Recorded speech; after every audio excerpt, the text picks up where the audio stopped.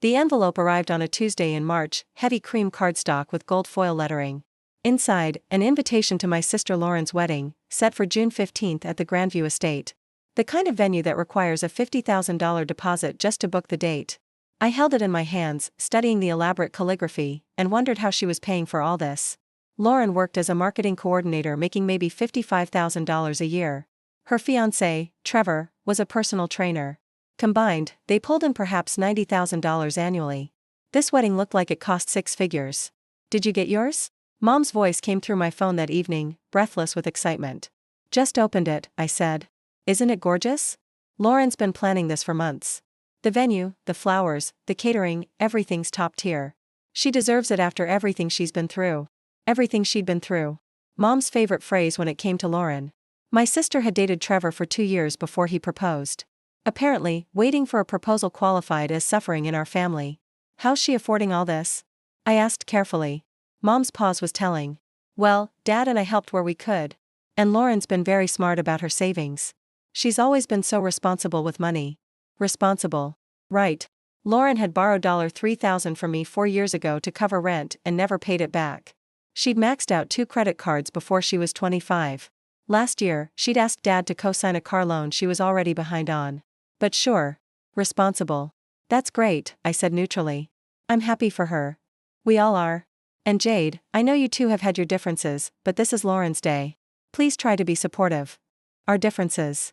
Another favorite family phrase, used to describe the fact that Lauren had been the golden child our entire lives while I'd been the invisible one. The one who'd put herself through graduate school while Lauren got her undergrad paid for. The one who bought her first car with saved money while Lauren got Dad's BMW handed to her. The one who'd built a successful career in financial consulting while Lauren posted motivational quotes on Instagram. I'll be there, I said. Good. And Jade? Wear something nice. Lauren's having a professional photographer. We want the family photos to look elegant. Translation, don't embarrass us. I hung up and looked at the invitation again. June 15th. 3 months away. I had a bad feeling I couldn't shake. In April, I got a call from my bank. Ms. Jordan? This is Marcus Webb from First National. I'm calling about some unusual activity on your accounts. My stomach dropped. What kind of activity? We've noticed several large transfers from your investment account over the past 6 weeks. My mouth went dry. No. I definitely did not. I see.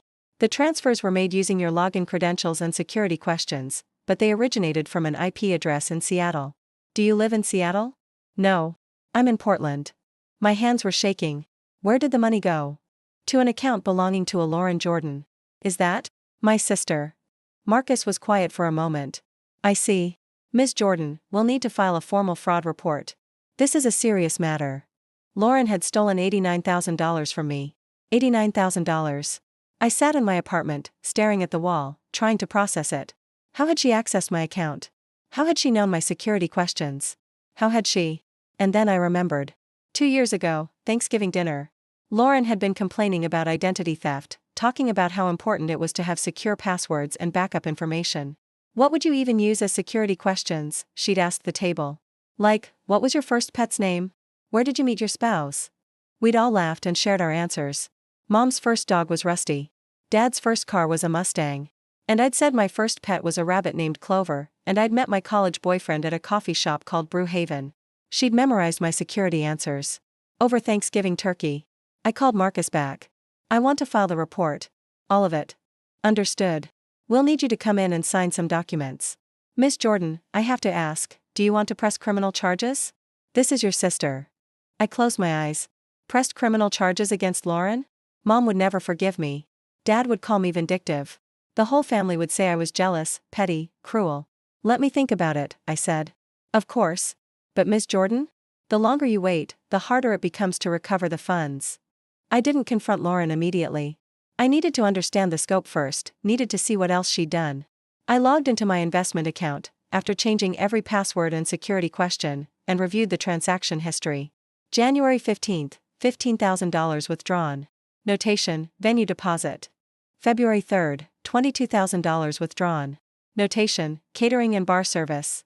February 28th, $18,000 withdrawn. Notation, photography and videography. March 19th, $12,000 withdrawn. Notation, floral arrangements. April 2nd, $22,000 withdrawn. Notation, dress, alterations, and wedding party attire. She'd documented everything. Itemized my money like a shopping list. My investment account, the one I'd been building for 8 years, the one I'd carefully grown to $2.3 million through smart investing and aggressive saving, had been her personal wedding fund. I sat with this information for 3 days, playing out scenarios in my head. I could confront her privately, demand the money back. But she didn't have $89,000. She'd already spent it. I could tell Mom and Dad, but they'd probably ask me to let it go for the sake of family harmony. Or I could wait. I could let Lauren have her perfect wedding, let her celebrate her dream day, let everyone toast to her happiness. And then I could tell the truth. The thought made me feel sick. It felt manipulative. Cruel, even. But $89,000. She'd stolen $89,000 from me without a single moment of guilt or hesitation. I called Marcus Webb. File the fraud report. All of it. But hold off on any action until after June 15th.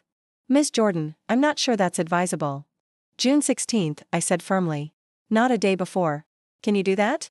He sighed. It's your money. Yes, we can accommodate that timeline. The next 2 months were surreal. Lauren called me twice to talk about wedding plans, never mentioning where the money had come from. Mom sent me a group text with photos of Lauren's dress, a $8,000 Vera Wang that I'd apparently purchased. Dad emailed about the rehearsal dinner logistics. Nobody asked how I was doing. Nobody asked about my life, my work, anything. I was furniture in the background of Lauren's spotlight. I bought a simple blue dress for the wedding. Navy, elegant, appropriate. The kind of dress that wouldn't draw attention but wouldn't embarrass anyone in photos. June 15th arrived sunny and warm. Perfect wedding weather. I drove to Grandview Estate alone. The venue was stunning, sprawling gardens, a mansion with white columns, a fountain in the circular driveway. Valet parking. String quartet playing in the garden. All purchased with my money. I checked in and was directed to the guest section. Not a bridesmaid, Lauren had 5 of those, all her college friends. Not immediate family seating, that was Mom, Dad, and Trevor's parents. I was in row 7, behind cousins I barely knew. The ceremony was beautiful. Lauren looked radiant in her Vera Wang gown, her face glowing with happiness. Trevor cried when she walked down the aisle. Mom dabbed her eyes with a handkerchief. Dad beamed with pride. I sat in row 7 and felt nothing but a strange, hollow calm. They exchanged vows. They kissed. Everyone applauded. And then we moved to the reception. The ballroom at Grandview was transformed. Crystal chandeliers, white roses everywhere, gold Chiavari chairs, tables set with fine china. A premium open bar. A 12-piece band instead of a DJ. Lobster and filet mignon for dinner. I found my place card at table 9, with extended family and family friends. Mom and Dad were at table 1 with the newlyweds and wedding party. Tables 2 through 5 were Trevor's family and Lauren's close friends. Table 9 was where they put people they had to invite but didn't really want there. I sat down next to Aunt Carol, who immediately started talking about her hip replacement. I smiled and nodded, eating my salad in silence. Dinner service began. The lobster was perfect. The filet was cooked to perfection. The wine was expensive, I recognized the label. $120 per bottle, minimum. All of it paid for with stolen money. Toasts began as dessert arrived.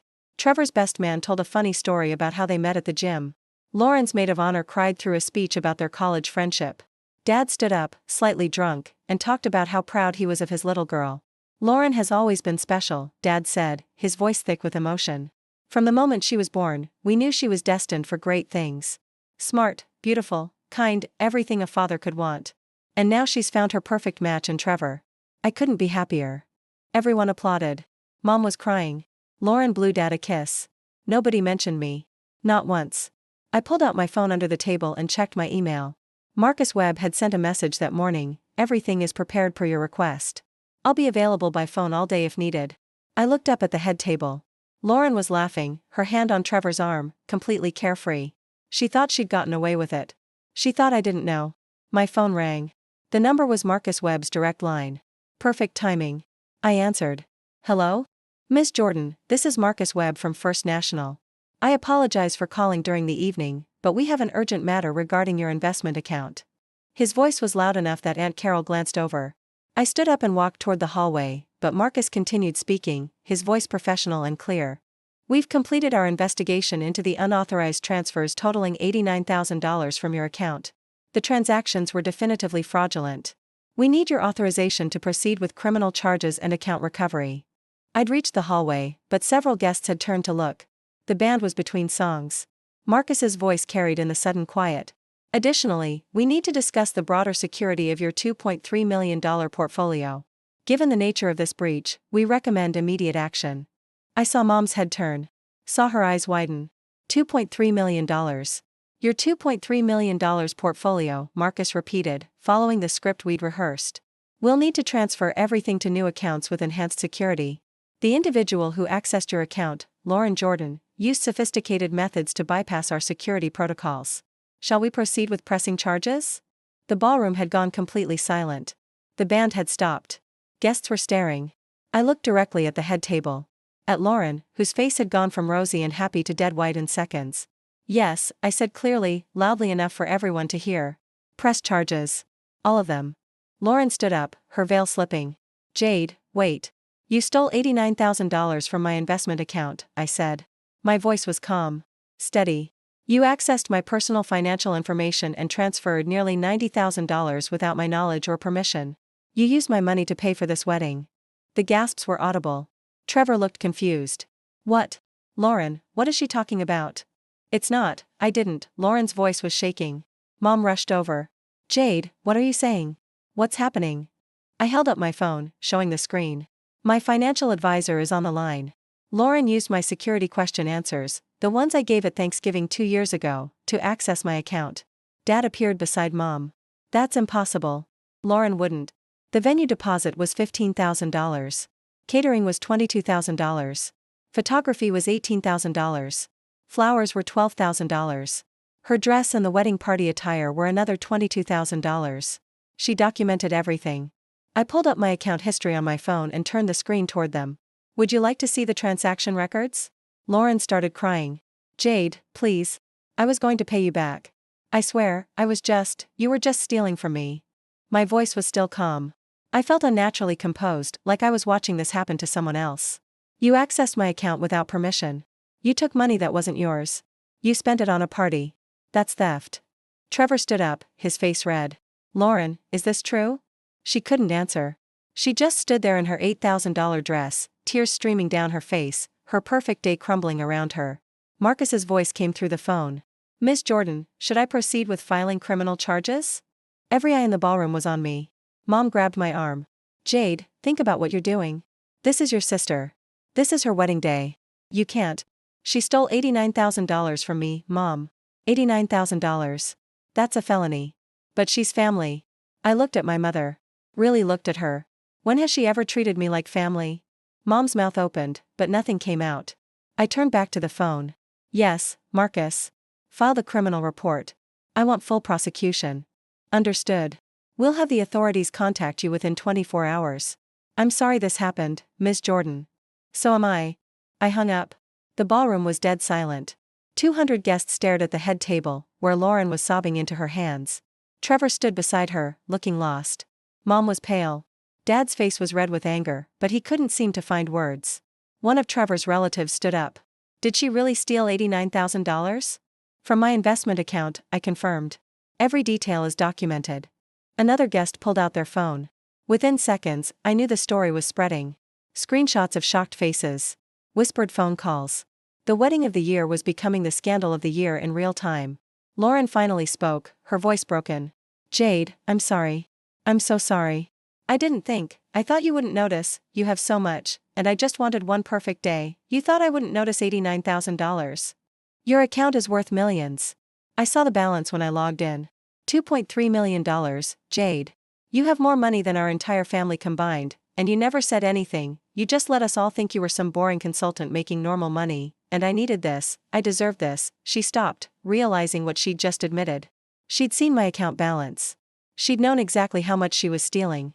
And she'd decided that because I had money, she was entitled to it. Trevor's mother stood up. I think we should leave. Other guests began gathering their things. The band packed up their instruments. Servers disappeared into the kitchen. Within 10 minutes, the reception was emptying. Dad finally found his voice. Jade, you've ruined everything. Your sister's wedding, her reputation, this entire family's reputation, I ruined it. I turned to him. I didn't steal anything, Dad. I didn't lie. I didn't commit fraud. Lauren did that. All of it. She made a mistake. An $89,000 mistake. 5 separate transactions. All premeditated. I grabbed my purse. And you know what the worst part is? None of you ever asked where the money came from. Lauren makes $55,000 a year, and you thought she could afford a 6-figure wedding, and nobody questioned it. Because you never think about anything beyond appearances. Mom was crying now too. How can you be so cruel? This is your sister. My sister stole from me. I looked at Lauren, who was clinging to Trevor like he could save her from this. I've spent 8 years building my career, making smart financial decisions, sacrificing and saving while Lauren posted inspirational quotes and waited for life to hand her things. I built a $2.3 million portfolio through work, not luck. And she thought she could just take it. I walked toward the exit. Jade, wait. Lauren's voice was desperate. Please, we can figure this out. I'll pay you back, I'll get a loan, you'll face criminal charges, I said without turning around. That's what you'll do. I left Grandview Estate at 7:47 p.m. The valet brought my car. I'd parked in premium parking, having prepaid $50 to avoid the chaos. As I drove away, I could see guests streaming out of the venue, their expensive outfits wasted on a reception that had lasted barely 2 hours. My phone started buzzing immediately. Mom. Dad. Lauren. 3 of Lauren's bridesmaids. I silenced all of it. At home, I poured a glass of wine and sat on my balcony. The sun was setting over Portland, painting the sky in shades of orange and pink. My phone showed 47 missed calls and 83 text messages. I read one from Lauren, "You destroyed my life. I hope you're happy." One from Mom, "How could you do this to your own sister? What kind of person are you?" One from Dad, "You're out of this family. Don't contact us again." I deleted them all and opened my email instead. Marcus had sent the formal fraud report documentation. Everything was filed. The investigation was official. Lauren would be contacted by authorities within 24 hours. I'd done exactly what I'd set out to do. I'd let Lauren have her dream wedding, her perfect moment. And then I'd told the truth. Not because I wanted revenge. But because $89,000 wasn't a mistake or a miscommunication or a family misunderstanding. It was theft. And theft has consequences.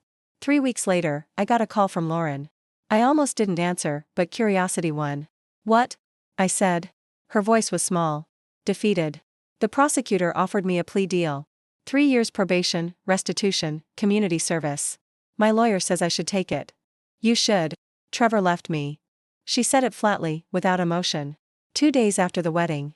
He said he couldn't trust me anymore. His parents demanded their $6,000 contribution back. We're getting the marriage annulled.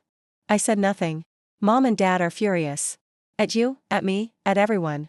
Dad had to tell his firm what happened because it's public record now. He says it's affecting his business relationships. Mom won't stop crying. Still, I stayed silent. I lost my job, Lauren continued.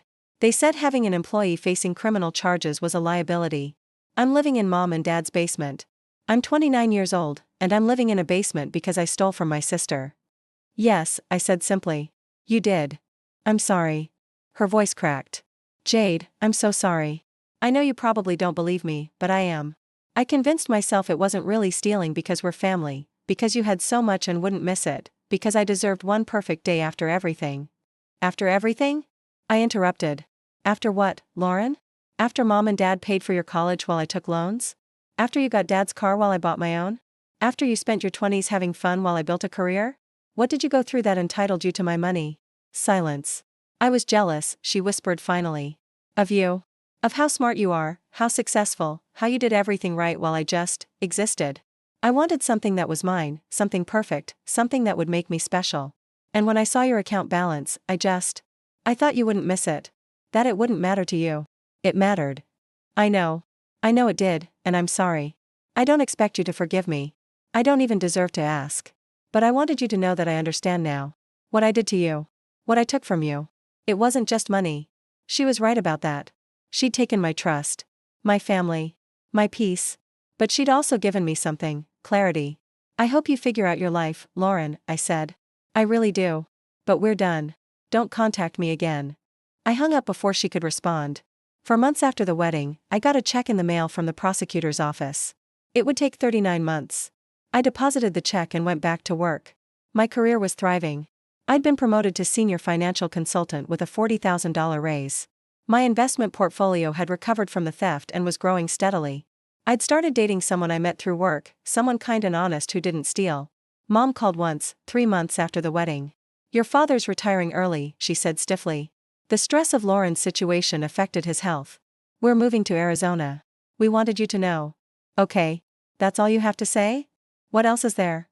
She hung up. I never heard from them again. Sometimes I think about that wedding. About Lauren and her stolen dress, crying as her perfect day collapsed. About the guests streaming out, their lobster dinners abandoned. About Mom's face when she heard $2.3 million. I don't feel guilty. I feel free.